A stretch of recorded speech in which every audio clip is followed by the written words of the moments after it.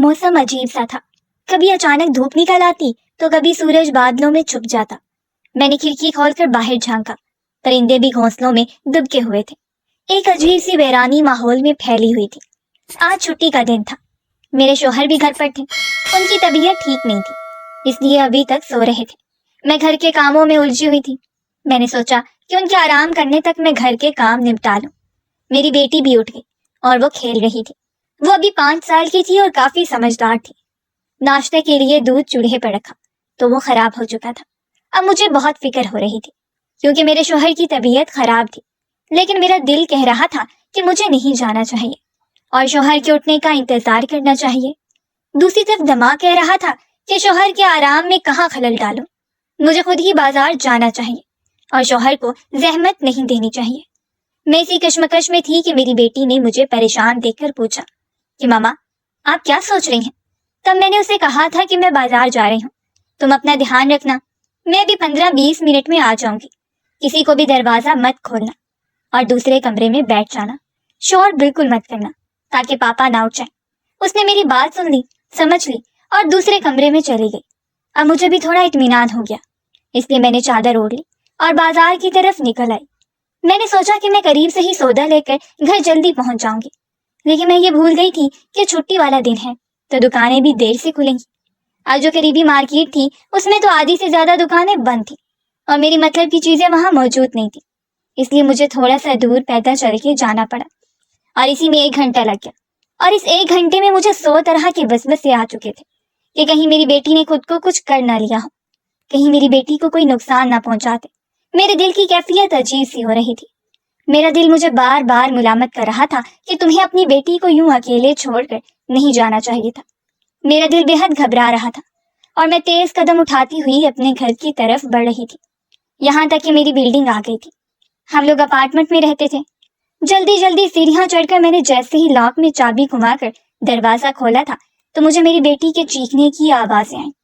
میرے ہاتھ سے چیزیں چھوٹ کر زمین پر گر گئی۔ میں بھاگ کر اندر گئی۔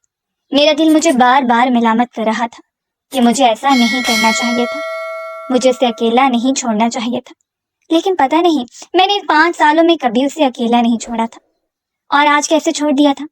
میں بھاگ کر اندر گئی تو کمرے کا منظر دیکھ کر میرے پیروں تلے زمین نکل گئی۔ میں نے بے اختیار دیوار کو تھاما تھا اور خود کو سنبھالنے کی کوشش کی تھی، لیکن سامنے کا منظر انتہائی دردناک تھا۔ مجھے لگا تھا کہ میرا اب اگلا سانس بھی نہیں لے پاؤں گی۔ میرا نام طاہرہ احمد ہے، میں اپنے والدین کی اکلوتی بیٹی ہوں اور میرے 2 بڑے بھائی ہیں۔ میں ان سب کی لاڈلی ہوں، انہوں نے مجھے نازوں سے پالا۔ میں نے اپنے خاندان کی لڑکیوں میں سب سے زیادہ تعلیم حاصل کی تھی اور یونیورسٹی لیول تک گئی تھی۔ گھر والوں کی آنکھوں کا میں تارا تھی، انہوں نے یونیورسٹی تک مجھے خوب اعتماد بخشا تھا۔ اس بات کا میں نے کبھی غلط فائدہ نہیں اٹھایا، یہاں تک کہ بہت سے لڑکے میری طرف بڑھے بھی تھے، لیکن میں نے ان سب کو وہیں روک دیا۔ میں بلا شبہ خوبصورت تھی، لیکن میں نے اس خوبصورتی کو کبھی بھی اپنا ہتھیار نہیں بنایا اور نہ کبھی بنانا چاہتی تھی، لیکن زندگی کبھی کبھی ہم سے ایسے امتحان لیتی ہے جس کے لیے ہم تیار نہیں ہوتے۔ میں تعلیم مکمل کر چکی تھی اور گھر پر رزلٹ کا انتظار کر رہی تھی۔ امی اب میرے لیے رشتے ڈھونڈ رہی تھی، جبکہ میں انہیں منع کر رہی تھی کہ مجھے تو ابھی آپ کے ساتھ بہت وقت گزارنا ہے، بہت سی باتیں کرنی ہیں، شادی تو ابھی بعد کی بات ہے۔ انہی دنوں میں میرے نمبر پر رونگ کال آنے لگی، میں اسے اگنور کر کر کے تھک گئی تھی، یہاں تک کہ تنگ آ کر ایک دن میں نے فون ریسیو ہی کر لیا اور باقاعدہ اس نمبر کو باتیں سنائی تھی، لیکن اس نے پھر بھی میرا پیچھا نہیں چھوڑا، یہاں تک کہ ہماری تھوڑی بہت بات چیت ہونے لگی۔ میں اسے باتیں سناتی تھی اور وہ میری باتیں ایسے سنتا تھا جیسے میرے منہ سے پھول جھڑ رہے ہوں۔ مجھے اس پر غصہ آتا اور اسے مجھ پر پیار آتا۔ اسی نوک جھونک کے درمیان ہم دونوں ایک دوسرے کے لیے لازم و ملزوم ہو گئے تھے، حالانکہ ہم نے ایک دوسرے کو دیکھا تک نہ تھا، نہ ہم نے ایک دوسرے کو دیکھنے کی کبھی خواہش کی۔ ہمارے تعلق کو 6 مہینے سے زیادہ عرصہ ہو چکا تھا اور ہم یک جان 2 قالب ہو گئے تھے۔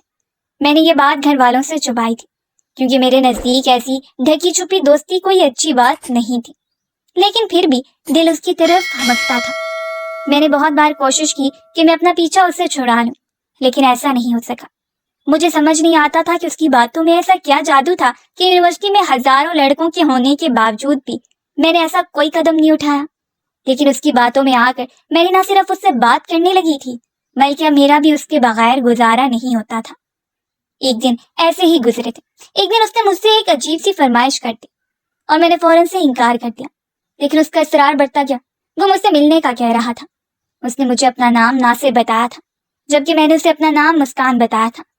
پہلے تو میں نے صاف انکار کر دیا، لیکن پھر میں نے صرف ایک شرط پر ملنے کی حامی بھر لی کہ نہ وہ اکیلا ہوگا اور نہ میں اکیلی ہوں گی. حالانکہ میرے ساتھ جانے والا کوئی بھی نہیں تھا، لیکن میں نے اس کے دماغ میں یہ بات بٹھا دی کہ میں اکیلی نہیں آؤں گی. اس نے مجھے پتہ بتایا اور میں وہاں چلی آئی، اور یہی میری زندگی کی سب سے سنگین غلطی تھی. میں نے بالکل بھی دماغ سے کام نہیں لیا اور دل کی بات سن کر یہاں چلی آئی، اور مجھے نہیں پتا تھا کہ مجھے آگے زندگی میں کیا کچھ برداشت کرنا پڑے گا. اس نے اپنا چہرہ چھپایا ہوا تھا. نہ جانے کیوں مجھے کسی انہونی کا احساس ہوا.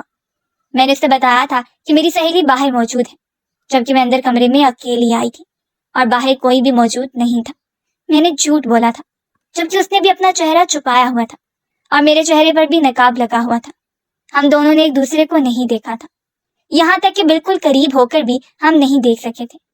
پھر ہم دونوں کے درمیان شیطان آ گیا اور اس نے میری عزت کی دھجیاں اڑا دی تھی. مجھے معلوم نہیں تھا کہ میرا اعتماد مجھے اتنی گہرائیوں میں گرا دے گا. میں لوٹی پوٹی اپنی عزت اپنے ہاتھوں سے گنوا کر گھر آ گئی اور اپنے ساتھ ہونے والے اتنے بڑے حادثے کی کسی کو خبر بھی نہیں ہونے دی، اور اللہ کے آگے سجدے میں گر کر معافی مانگی کہ میں نے ماں باپ کے اعتماد کو ٹھیس پہنچائی تھی. میں نے اللہ کی قائم کردہ حد کو بھی توڑا، جس کا نتیجہ مجھے اس صورت میں بھگتنا پڑا. اور میری اللہ سے ایک ہی دعا تھی، وہ دعا میں دل ہی دل میں روز اللہ سے مانگا کرتی کہ اس کا نتیجہ مجھے برباد نہ کرتے. میں نے جو منظر دیکھا تھا وہ انتہائی دردناک تھا. میں فوراً سے آگے بڑھی اور اپنے بچی پر جھکے ہوئے اپنے شوہر کا گریبان پکڑ کر اسے دور ہٹایا. وہ اس اچانک رفتار پر بری طرح گھبرا گئے اور میری طرف حیران بھری نگاہوں سے دیکھا. میں نے انہیں دونوں ہاتھوں سے دھکا دیا، کیونکہ میرے دماغ میں جو بات چل رہی تھی وہی میری آنکھوں نے مجھے دکھایا تھا. میری بیٹی نے اپنی کمر میں بری طرح چوٹ لگا لی اور زاروں کی تار ہو رہی تھی. خون بھی بہ رہا تھا اور میرا خون کھول رہا تھا. میرا بس نہیں چل رہا تھا کہ میں اپنے شوہر کا قتل کر دوں، اور وہ میرے سامنے یوں ایکٹنگ کر رہے تھے جیسے مجھے پتا ہی نہ ہو کہ انہوں نے کیا کرنے کی کوشش کی ہے. میں نے بچی کو اپنے سینے میں بھر لیا، اسے دوسرے کمرے میں لے جا کر سلا دیا. میں نے انہیں انگلی اٹھا کر وارننگ دی تھی کہ کچھ بھی ہو جائے وہ میری بیٹی کو ہاتھ بھی نہیں لگائیں گے. جو منظر میں نے اپنی آنکھوں سے دیکھا ہے وہ اسے جھٹلا نہیں سکتے. میں نے انہیں بتایا کہ میں انہیں دیکھ لیا تھا کہ وہ میری بچی پر جھکی ہوئے نہ جانے کیا کر رہے تھے. انہوں نے مجھے یوں دیکھا جیسے انہوں نے میری بات کا یقین ہی نہ آیا ہو. انہوں نے اپنی صفائی پیش کی، لیکن مجھے ان کی کسی صفائی پر بھروسہ نہیں تھا. میں نے انہیں ہمارے کمرے میں آنے سے منع کر دیا اور کہا کہ آج کے بعد وہ نہ مجھ سے بات کریں نہ میری بیٹی سے بات کرنے کی کوشش کریں. انہوں نے اگر اسے اپنا نام دیا تھا تو اس کی لاج بھی رکھ لیتے اور یہ گھناؤنا کام تو نہ کرتے. انہوں نے میرے آگے ہاتھ جوڑ دیے اور قرآن اٹھانے کے لیے بھی تیار ہو گئے کہ میں نے ایسا کوئی بھی کام نہیں کیا، لیکن میں نے انہیں روک دیا. ہمارے رشتے میں ایک بہت بڑی درار آ گئی اور میں نہیں جانتی تھی کہ یہ درار میرے ماضی کو میرے سامنے لا کھڑا کر دے گی اور مجھے ایسے انکشاف سے دوچار کرائے گی جس کے بعد مجھے اپنی زندگی کے بارے میں فیصلہ لینا مشکل ہو جائے گا. امی نے میرے لیے بہت سے رشتے دیکھ رکھے تھے، کسی کو میں پسند نہیں آتی تھی اور کوئی میرے والدین کو پسند نہیں آتا تھا. یوں ہی 1 مہینہ گزر گیا تھا اور میں تو اسے 1 مہینے میں اسی ٹراما سے گزر رہی تھی جو ایک اجنبی رانگ نمبر والے شخص نے مجھے زندگی بھر کے لیے دے دیا تھا. میرے اندر بھی ویرانی بھر گئی اور میں اداس نگاہوں سے دیواروں کو تکنے لگتی، کبھی خود سے باتیں کرنے لگتی اور کبھی بے وجہ رونے لگتی. ان سب کے پیچھے ایک ہی وجہ تھی اور وہ میری عزت کا میرے ہاتھ سے نکل جانا تھا. میں نے کبھی نہیں سوچا تھا کہ مجھے زندگی میں اس چیز سے بھی دوچار ہونا پڑے گا اور میں اس کی محبت میں اس قدر اندھی ہو جاؤں گی کہ بنا سوچے سمجھے فیصلہ کر لوں گی. اسی دوران امی کو ایک رشتہ پسند آ گیا اور لوگ ہماری برابری کے تھے. انہوں نے شادی کی بہت جلدی مچائی ہوئی تھی، جبکہ میرے والدین کچھ وقت لینا چاہتے تھے، لیکن پھر ان کی جلدی دیکھ کر حامی بھر لی اور میرے جہیز کی تیاری شروع کر دی. مگر مجھے کسی چیز میں کوئی دلچسپی نہیں تھی، بلکہ میرے اندر ایک خوف بیٹھ گیا تھا اور وہ خوف ہر وقت مجھے ستائے رکھتا. میرے والدین نے مجھ سے میری رضامندی بھی پوچھی تھی اور میں نے سب کچھ ان پر چھوڑ دیا. ویسے بھی میں اس حالت میں نہیں تھی کہ اپنے لیے فیصلہ کر سکوں. 1 ہفتے کے اندر میرا نکاح تھا اور میرے والدین نے چونکہ میں ان کی اکلوتی اولاد تھی میری شادی دھوم دھام سے کرنے کی ٹھانی تھی، اور یہ دھوم دھام میری آنکھوں میں بری طرح کھٹک رہی تھی. پچھتاوے میرا پیچھا ہی نہیں چھوڑ رہے تھے اور میں نے شادی کا کوئی بھی فنکشن دل سے انجوائے نہیں کیا تھا، کیونکہ میرے سر پر ایک بہت بڑی فکر منڈلا رہی تھی. مہندی والا دن تھا، میں دلہن بنی مایوں کے جوڑے میں بیٹھی تھی. سب لوگ جا چکے تھے اسی دوران مجھے بے پناہ گھبراہٹ محسوس ہوئی اور یہ پچھلے 2-3 دن سے ہو رہا تھا۔ میں نے توجہ نہیں دی، حالانکہ مجھے فوراً توجہ دینی چاہیے تھی۔ بے تحاشا چکر آ رہے تھے اور اچانک سے متلی سی محسوس ہوئی۔ میں بھاگ کر واش روم میں گئی۔ جو دعا میں پچھلے 1 مہینے سے اللہ تعالیٰ سے مانگ رہی تھی وہ عرش سے ٹکرا کر واپس آ گئی اور میں وہیں واش روم کے فرش پر بیٹھتی چلی گئی تھی۔ باہر امی پریشان کھڑی دروازہ بجا رہی تھی کہ سب خیریت تو ہے، جبکہ میں اپنے گلے میں موجود آنسوؤں کے گولے کو دکھیلتے ہوئے اٹھ کھڑی ہوئی اور امی کو بس اتنا کہا کہ کل رات کو باہر کا کھانا کھایا تھا، اسی وجہ سے شاید فوڈ پوائزن ہو رہا ہے۔ مجھے تو بس اب یہ بات کنفرم کرنی تھی کہ آیا جو میں سوچ رہی ہوں وہی حقیقت ہے یا کچھ اور۔ بلاخر میرے سر پر آسمان پوری طاقت کے ساتھ گر پڑا تھا۔ میں امید سے تھی، یہ کس کا بچہ تھا؟ مجھے کچھ معلوم نہیں تھا۔ میرے دل چاہ رہا تھا کہ میں خودکشی کر لوں اور ہمیشہ ہمیشہ کے لیے اس پریشانی سے چھٹکارا حاصل کر لوں، اس پچھتاوے سے نجات حاصل کر لوں جو دن رات مجھے سونے نہیں دیتے تھے۔ لیکن پھر مجھے اپنے بوڑھے ماں باپ کا خیال آ جاتا۔ امی نے محسوس کر لیا تھا کہ میں دن بدن کمزور ہوتی جا رہی ہوں۔ شادی میں صرف 1 دن رہ گیا اور وہ مجھے ڈاکٹر کے پاس لے جانا چاہتی تھی تاکہ طاقت کی دوائیاں لکھوا لیں، لیکن میں نے صاف انکار کر دیا۔ اور اس کی ایک ہی وجہ تھی کہ اگر میرے والدین کو حقیقت پتہ چل جاتی تو ان کے دل پر کیا گزرتی۔ چنانچہ میں نہیں مانی اور میری رخصتی کا دن آ گیا۔ میں نے سوچ لیا تھا کہ میں اپنے ہونے والے شوہر کو دھوکے میں نہیں رکھوں گی اور اسے سب کچھ سچ بتا دوں گی، اور اس کے بعد جو کچھ بھی ہوگا وہ میری قسمت اور میرا نصیب ہوگا۔ اگر میرے نصیب میں ذلت اور رسوائی پوری دنیا کے سامنے ہونا لکھ دی گئی ہوگی تو وہی ہوگا۔ میں نے نتائج اللہ پر چھوڑ دیے تھے اور اپنے نکاح کا انتظار کرنے لگی تھی۔ میں دلہن بنی اپنے کمرے میں بیٹھی اپنے دولہے کا انتظار کر رہی تھی۔ میرا دل زور زور سے دھڑک رہا تھا۔ اسی دوران دروازے پر دستک ہوئی اور آنے والے کو دیکھ کر میرے دل میں سکون ہوا کہ یہ شخص شکل سے تو اچھا خاصا میچور لگ رہا تھا اور مجھے تھوڑی امید تھی کہ یہ شخص میری بات تحمل سے سنے گا۔ میرے شوہر میرے پاس آئے۔ میں نے اپنا گھونگھٹ ہٹا دیا اور پھر ان کے قدموں میں گر گئے۔ بس اچانک افتاد پر گھبرا کر پیچھے ہٹے۔ میں نے ان کے پاؤں پکڑ لیے تھے اور پھوٹ پھوٹ کر رو پڑی۔ انہوں نے مجھے پوچھا کہ آخر بات کیا ہے۔ میں نے روتے ہوئے ہچکیوں کے درمیان ساری بات بتا دی اور آخر میں یہ کہا کہ آپ کا جو بھی فیصلہ ہوگا مجھے منظور ہوگا۔ اب میں خاموشی سے ان کے فیصلے کی منتظر تھی اور کافی دیر بعد انہوں نے مجھے کہا کہ میں نہ صرف اس بچے کو اپنا نام دوں گا بلکہ اسے سینے سے لگا کے رکھوں گا اور اسے ایک باپ کی طرح محبت کروں گا، کیونکہ اس میں تمہاری بھی کوئی غلطی نہیں تھی۔ یہ سب کچھ ہماری قسمت میں لکھا ہوا تھا، لہٰذا اب تم بھی پچھلی باتوں کو بھلا دو اور ہم محبت سے اپنا گھر بنائیں گے اور اس اولاد کو بھی محبت سے پالیں گے اور اسے کبھی حقیر نہیں سمجھیں گے۔ میں اسے اپناؤں گا، اسے اپنا نام دوں گا اور اسے حقیقی باپ کی محبت بھی دوں گا۔ میری روح تک میں سکون اتر گیا۔ انہوں نے میری مشکل چند منٹوں میں آسان کر دی تھی اور یہ ان کا احسان تھا جو میں زندگی بھر نہیں بھلا سکتی تھی۔ میں ان کے احسان تلے دبی جا رہی تھی۔ انہوں نے اپنا وعدہ سچ کر دکھایا اور اللہ نے میری شادی کے پورے 9 مہینے بعد مجھے ایک پیاری سی بیٹی عطا کی، اور حیرت انگیز طور پر میرے شوہر میری بیٹی میں ایک چیز بالکل کامن تھی، اور ان دونوں کے ہونٹ کے پاس دل جو اچھا خاصا بڑا تھا اور سامنے والے کی توجہ اپنی طرف کھینچ لیتا تھا۔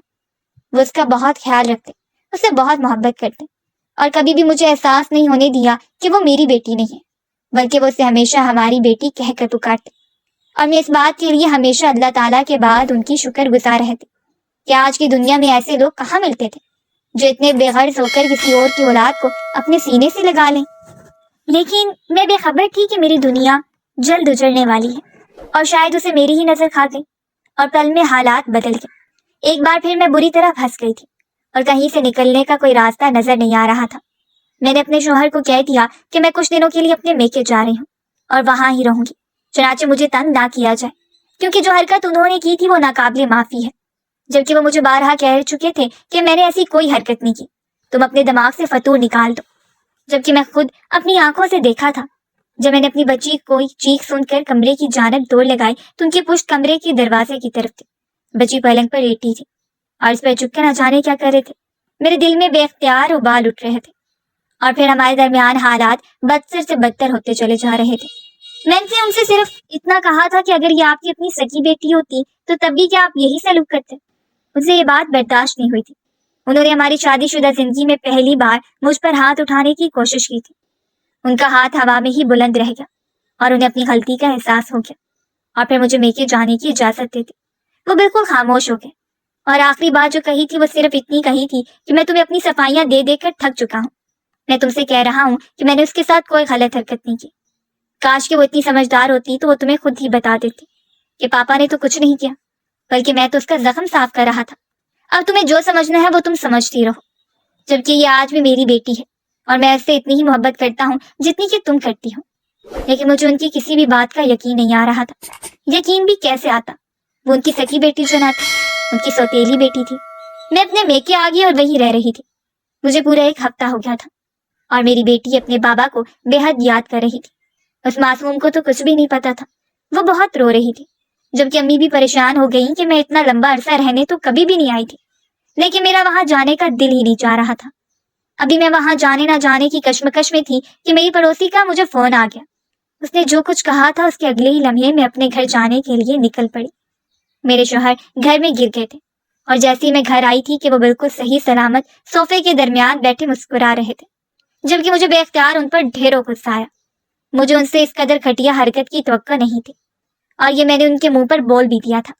انہوں نے مجھے اپنے پاس بٹھایا اور میں نے ان کا ہاتھ جھٹک دیا تھا، اور اس کے بعد انہوں نے جو کچھ مجھے بتایا تھا اسے سن کر میں زاروں کے تار رو پڑی تھی. انہوں نے جو مجھ پر انکشاف کیا کہ وہ کسی قیامت سے کم نہ تھا. انہوں نے مجھے بتایا کہ زویا یعنی میری بیٹی ان کی بھی سکی بیٹی ہے، اور جب میں نے ان سے باز پرس کی تھی کہ وہ ان کی سکی بیٹی کیسے ہوئی تو انہوں نے جو کہانی مجھے سنائی تھی وہ ناقابل یقین تھی. انہوں نے کہا تھا کہ وہ رونگ نمبر میں ہی تھا جو تمہیں تنگ کرتا تھا، جس نے تمہیں ملنے کے لیے بلایا تھا. مجھے غلط 2 دوستوں کی صحبت نے بگاڑ دیا تھا اور میں نے تمہاری عزت کو تار تار کر دیا. لیکن یقین جانو اس کے بعد میں ایک دن بھی سکون سے نہیں سو سکا. میں پچھتاوے کی آگ میں جل رہا تھا اور میں کفارہ ادا کرنا چاہتا تھا. میں نے تمہاری جیسی معصوم لڑکی کے ساتھ بہت غلط کیا تھا. چنانچہ میں نے تمہارا گھر تلاش کیا اور وہاں اپنے والدین کو بے پناہ منتوں کے بعد رشتہ لینے کے لیے بھیجا تھا. چونکہ میری نیت صاف تھی لہٰذا بات بنتی چلی گئی اور میری تم سے شادی ہو گئی. اور شادی کے بعد تم نے جس طرح مجھے دھوکے میں نہ رکھا اور حقیقت سے آگاہ کیا اس نے مجھے تمہارا اور گرویدہ کر دیا تھا. اس لیے میں نے خود سے وعدہ کیا تھا کہ میں تمہیں کبھی بھی غم نہیں دوں گا اور ہمیشہ تم سے بہترین سلوک کروں گا اور ہماری اولاد کو بہترین زندگی فراہم کروں گا. لیکن تم ایک ماں تھی اور تمہارے نزدیک میں ایک سوتیلا باپ تھا، اس لیے تم بھی اپنی جگہ بالکل ٹھیک تھی. لیکن تم یقین جانو میں صرف اس پر جھک کر اس کی کمر میں لگا زخم روئی سے صاف کر رہا تھا اور کچھ بھی نہیں تھا. لیکن شیطان نے تمہیں کچھ اور ہی دکھایا تھا جو تم دیکھنا چاہتی تھی یا جو وسوسے تمہارے دل میں پڑ رہے تھے. اپنی بات مکمل کر کے وہ خاموش ہو گئے اور میں نے ان سے صرف اتنا پوچھا تھا کہ انہوں نے مجھ سے یہ حقیقت کیوں چھپائی تھی. تو انہوں نے میرے آگے ہاتھ جوڑ دیے تھے اور میرے قدموں میں گر گئے تھے اور کہا کہ مجھے تم سے اس بات کی معافی مانگنی تھی اور میں نے اپنے طور پر کفارہ ادا کرنے کی پوری کوشش کی ہے. اب میں فیصلہ تم پر چھوڑتا ہوں. وہ ہاتھ جوڑے نظریں چکائے میرے جواب سننے کی خواہش مند تھے. میں چند لمحے خاموش رہی تھی اور پھر میں نے ان کے جڑے ہاتھ کھول دیے اور ان کے سینے میں منہ چھپا لیا. میں ان سے بے حد محبت کرتی تھی اور میں نے ان کی یہ خطا معاف کر دی کہ انہوں نے اپنی طرف سے 5 سالوں میں پورا کفارہ ادا کیا تھا. مجھے ان سے کوئی شکایت نہیں تھی. ہماری بیٹی ہم دونوں کو یوں ہنستا مسکراتا دیکھ کر بھاگ کر ہمارے پاس آئی تھی اور ہم دونوں کی گود میں چڑھ کر مسکراتی تھی.